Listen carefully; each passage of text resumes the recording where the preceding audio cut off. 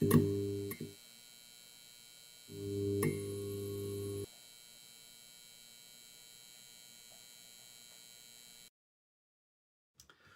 going on, guys? Welcome back to this brand new video from myself, Ehsan Khan.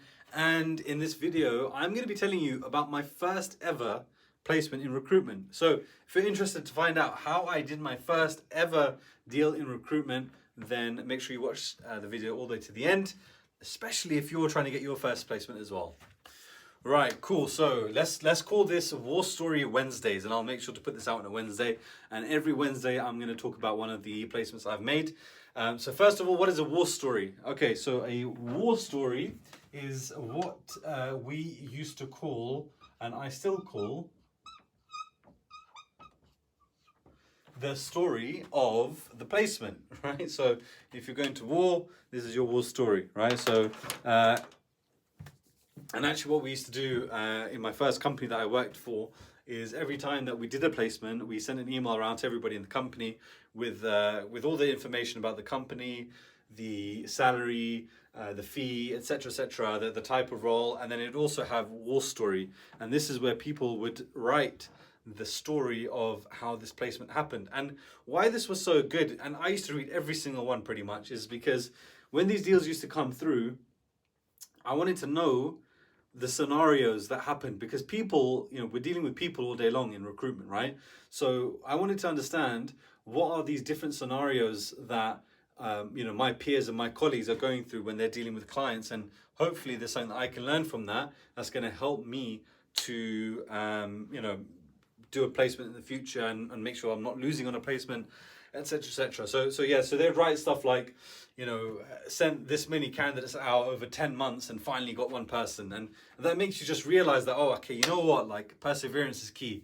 Or you might see somebody that say, oh, this deal came from nowhere. I had a client message me about an email I sent 10 months ago, and luckily the candidate was available on that day. And that shows you, again, hard work and perseverance and consistency, right? So if you keep sending out these emails, it might not hit today, but 10 months down the line, someone might be interested in something that you just sent, right? So that's why it was really good. I worked in a company where there's about 3,500 recruiters.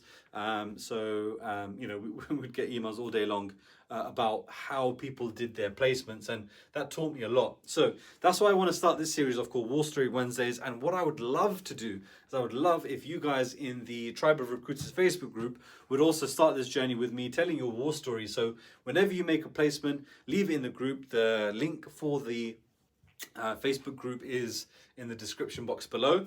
It's called the Tribe of Recruiters Facebook group. It's a free Facebook group. It's a community of like-minded recruiters, all sharing their tips, journeys, questions, adventures, fears, happiness, tears, whatever it might be.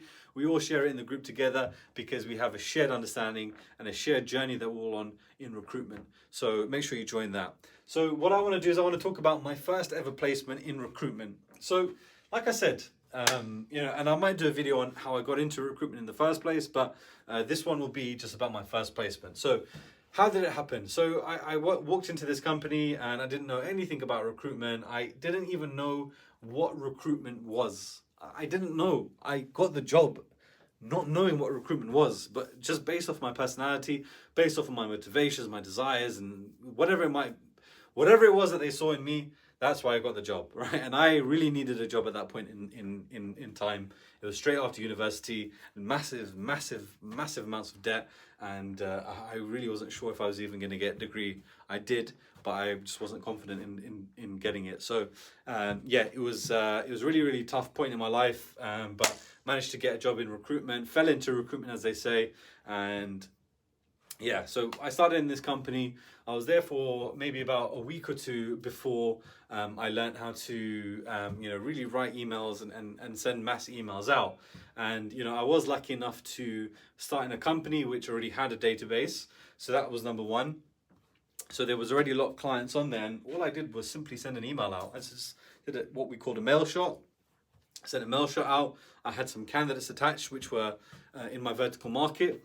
So you might hear me refer to the Java development market a lot, and the reason for that is because I started off in the Java development market. I was I used to work for, I don't want to say the company's name, but the company that I worked for, I was a specialist Java developer consultant for the Southeast for that company. So it was a Java developer role. So I sent some Java developers out, and it was actually a gaming company. So the company made mobile games. They're based in London.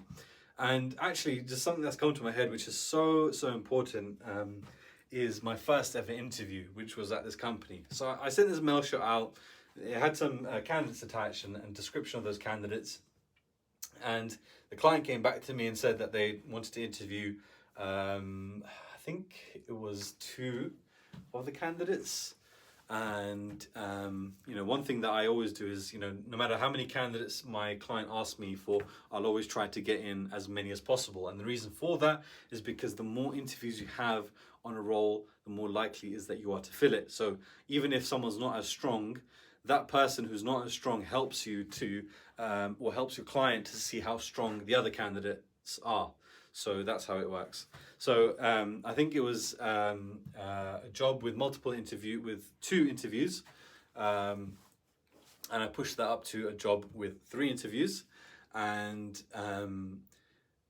the first interview took place, and I remember, and poor guy, his name is, I'll say his name because I just remember it. His name is Milud Haimoun, right?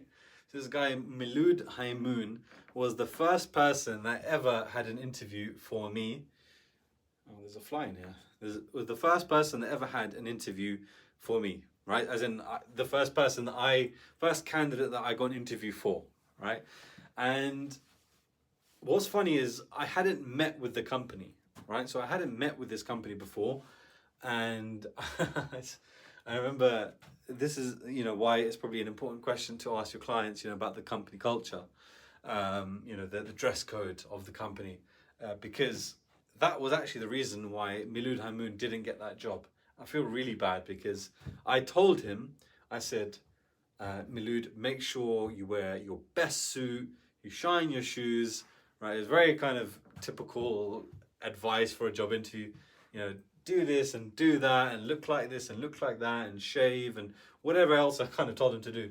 And actually the feedback that came after the interview was, technically he was perfect. So they were like, look, no problems with him technically, but actually we don't think he'll fit into this organization. I was like, what do you mean?